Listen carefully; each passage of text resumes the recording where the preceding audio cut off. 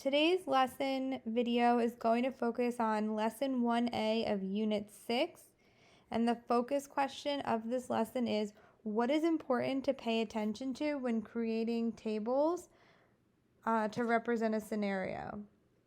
And so this lesson starts us off in unit 6, where we're going to be starting to introduce students to quadratics. The overall idea of this unit is not to get students to solve quadratics by factoring or using the quadratic formula.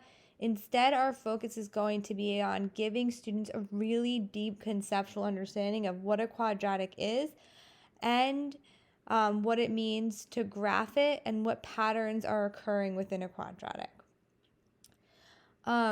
So let's go ahead and jump into the launch.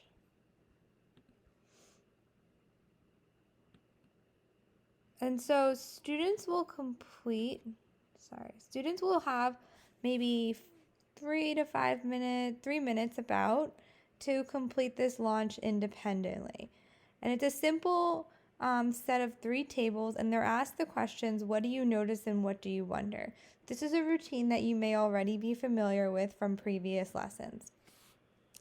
Some quick things to note about this launch. This launch is to get students thinking about quadratic patterns. If you look quickly at the tables, you can see that this is a linear table because we have an additive relationship. Every time we add the x by 1, y increases by 5. And by looking at this table, you can see that it's an exponential relationship. Every time x increases by 1, y is increasing by a multiplicative factor of 2 times 2. So this table is growing much more quickly than this table is. We could see that right here. When we get to 5, we're already at 48, and here we're only at 20.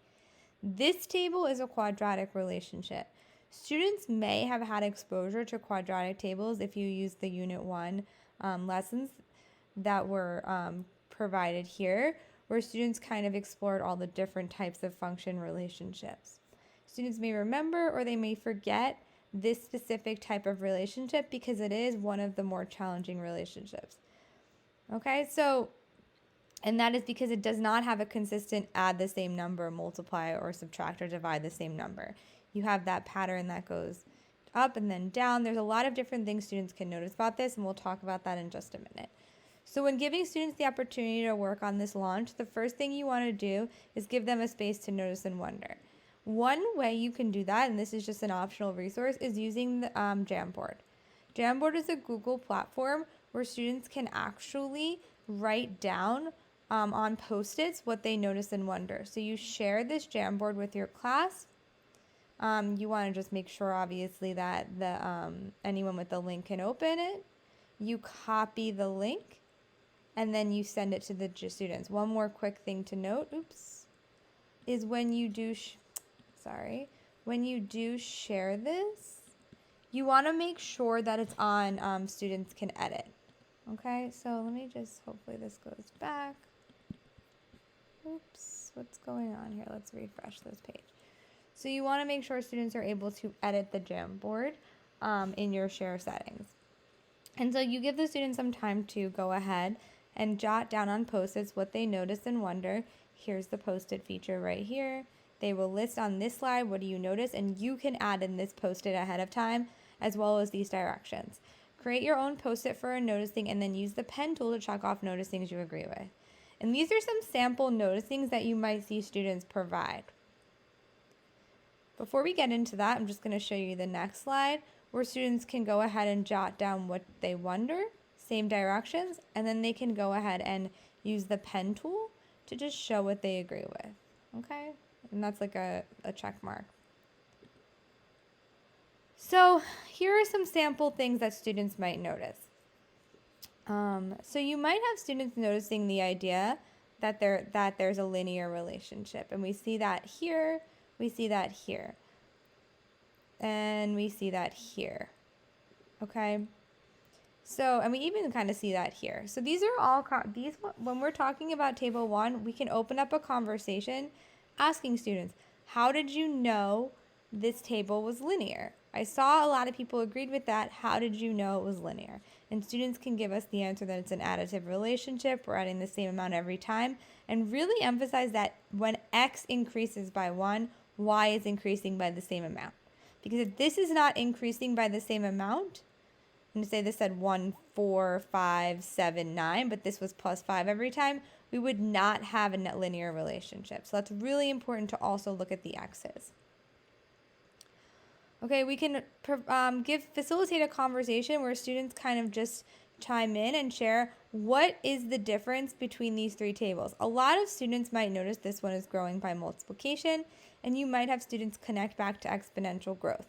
What does it mean that this has exponential growth? How does it compare to this table? And like we said at the beginning, it's growing more quickly. What shape would the graph be for this table? A curve. Would it be increasing or decreasing? Well, the numbers are increasing, so we would see an increasing curve. What about this? What is the slope? Is it a positive slope or a negative slope? How do you know? We saw someone said that there's a y-intercept of -5. How do you know that? I see y is 0 here. What's the significance of this point? Someone pointed out in our Jamboard that, where was it? Table 1 is the only table with a 0 in it. That's a very low level observation, but we can push that observation to the next level and bring about conversation. What does that 0 tell us about this graph? What is the significance of this point? Well, that's an x-intercept. How do you know? How can you find the y-intercept? So we're really using these noticings to drive a conversation. Somebody here wrote the rule for table 2 is y equals 3 to the x. I noticed no one agreed with this post-it. Why? Was there a reason people didn't agree with it? What do you disagree about this what makes you disagree with this post-it? And if you go and look at the table, although it's multiplying by 3 every time, 3 to the first power is 3, 3 to the second power is not 6. That is not actually the rule for this table. It does not work for all the values. And that's another piece of the conversation you can have. And then we get into the deep dive, right, and depending on how much time you have, you might spend only like 1 to 2 minutes revisiting these two tables, because that's a topic that we learned in prior units, and maybe we're just kind of revisiting and making connections. And then we really want to spend the bulk of our time really focusing on table 3. What do you notice about table 3? And we have students saying it goes up and then down. Interesting. What might that say about the graph of that table? We have students saying table 3 doesn't have a pattern. And a lot of people agreed with that. But then I saw someone say table 3 has a constant rate of change of the rate of change. That's telling me it has a pattern. This is telling me it doesn't have a pattern. Someone also might say it goes up by 3, then down by 1, then up by 5, then down by 5, then down by 9. Is there a pattern there? 1, 5, 9. I'm starting to think about what is the pattern. And students might point that out, and if they don't point that out, you can guide that conversation. And I'm going to show you right now another tool you can use to guide that conversation. I want to touch on the what do you wonder. Actually, let's touch on the what do you wonder first. So what do you wonder? Are these functions? What is the rule for table 3? How do we find it? This is a weird kind of table. Some people might not really be sure of the rule for table 2 because that's a little bit trickier, especially if you didn't spend that much time on exponentials. Do these graphs intersect? This is someone who's really starting to think about how we can connect this to systems of equations, which is a high-level observation. Why doesn't table 3 have a pattern? Well, let's look closely, right? This keeps coming up, this pattern in table 3 and the rule for table 3. Let's look more closely at table 3. And so on these slides, I inserted an image of each table. You can go ahead and do that. You can annotate them ahead of time, or if you have really high-level students, you can ask them to go ahead and annotate for you.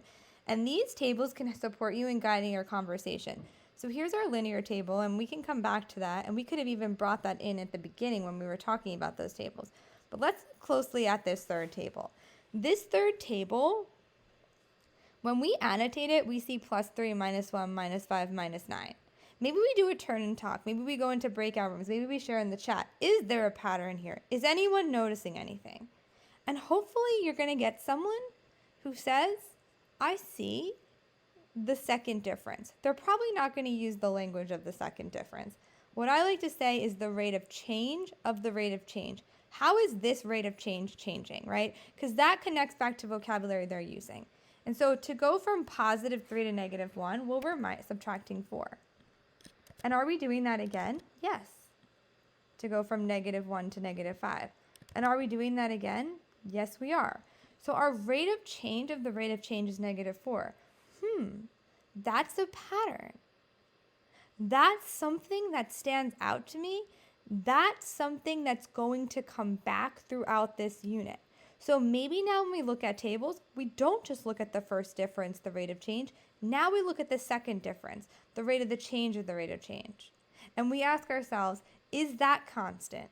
What is that pattern? Another thing that you can drive conversation with is, again, depending on how much time you have, we could spend a full period on this conversation, but what does the graph look like? What shape is it? Well, I see it's going down from 8 to 11, and then it's going up. Sorry. It's not going down and then going up. It's going up, and then it's going down, right? It's going 8 to 11, and then 10, 5, 4. And what if I extend this? Could I extend this? What shape is this? Have we seen this in the past? Right? This is an upside down U shape. Interesting. What does that tell us about the pattern? Is it symmetrical, right? These are all wonderings we might have. These are all things that we want to start thinking about. And when you execute and notice and wonder, the goal is not to answer all of the wonderings. I don't need students to come away from my notice and wonder with answers to all these questions. I want students to come away wanting to understand them deeply, wanting to have a better understanding, and starting to really think about the patterns in the table, but specifically, what is this new pattern? What is this new relationship? And letting them know that this is our unit we're going to be working on. We're looking at this type of really special, really interesting, really, really important pattern that kind of grounds the foundation, or is one of the foundations of Algebra 1. We're going to learn its rule. We're going to learn its graph. We're going to learn how it behaves in tables. We're going to learn about, is it a function? And maybe that's something we're thinking about. Some people said it was. How did we know that? And that's what we're going to discuss today. Okay, so that's kind of how you can introduce the warm-up. Jamboard isn't the only platform you can use for this, but it is a useful platform for doing notice and wonders and giving students a space to really share their thinking. Okay, thank you for listening.